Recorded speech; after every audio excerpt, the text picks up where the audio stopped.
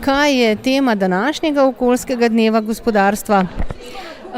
Današnji dan je namenjen top temi varstva okolja v zadnjem času, to je krožno gospodarstvo in bolj učinkovito izrabo virov, ki se skrivajo v odpadkih.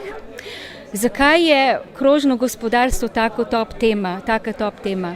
Zaradi tega, ker Evropa pokriva več kot polovico svojih potreb po surovinah, po fosilnih gorivih iz uvoza.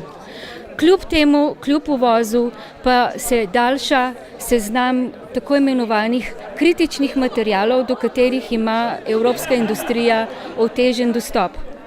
Hkrati se pa pojavljajo zelo spodbudne napovedi, da z digitalizacijo proizvodnje in tudi izdelkov, da bo ta prehod v krožno gospodarstvo lahko veliko bolj bliskovit, kot smo predvidevali.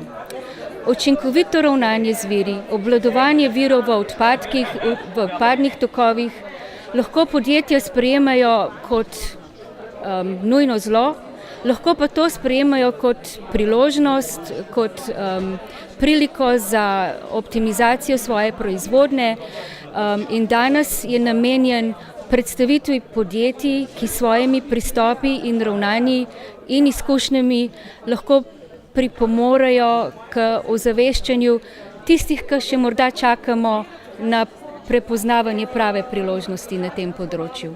Gorenje je prvo podjetje v Sloveniji, ki se je registriralo v shemo EMAS ob vstopu Slovenije v EU. Kako se je spremenil vaš sistem ravnanja z okoljem v zadnjem desetletju oziroma s katerimi novimi okoljskimi izzivi se srečujete?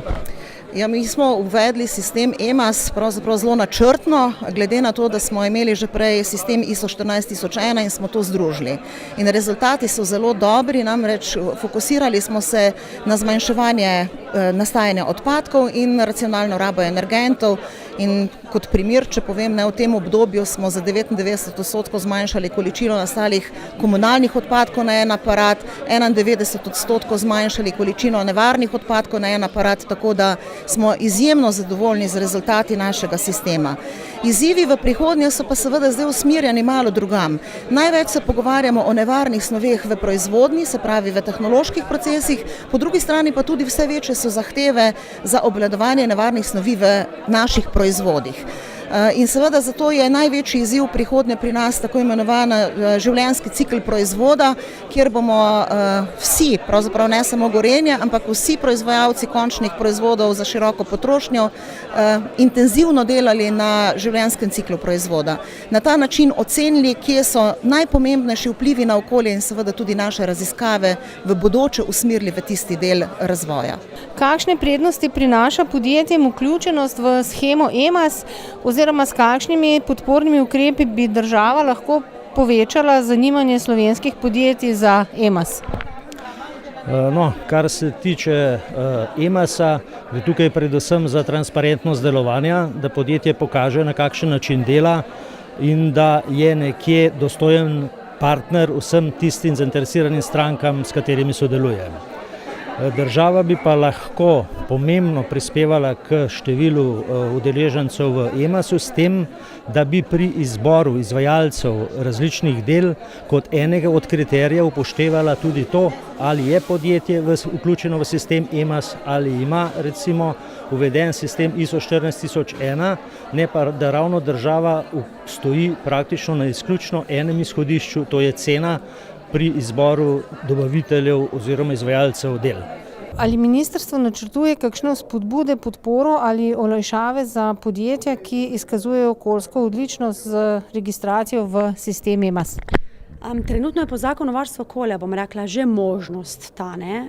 Je pa res, da ministrstvo nikoli ni aktivno pristopilo k tej zadevi, oziroma smo razmišljali, ko se dela v sklopu IED dovoljen oziroma uredbe, spremembe, smo imeli pobudo strani teh podjetij, ki sodelujejo v EMAS ali pa kakorkoli pridobijo neke certifikate, da bile neke določene olajšave.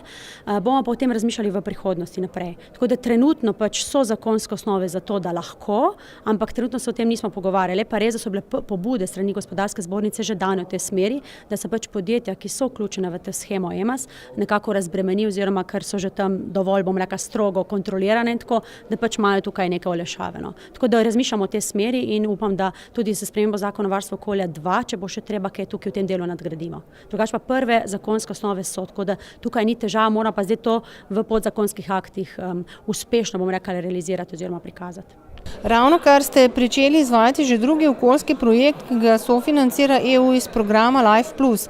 Zakaj ste se v vašem podjetju odločili za pripravo projekta in kakšne aktivnosti boste v njem izvajali?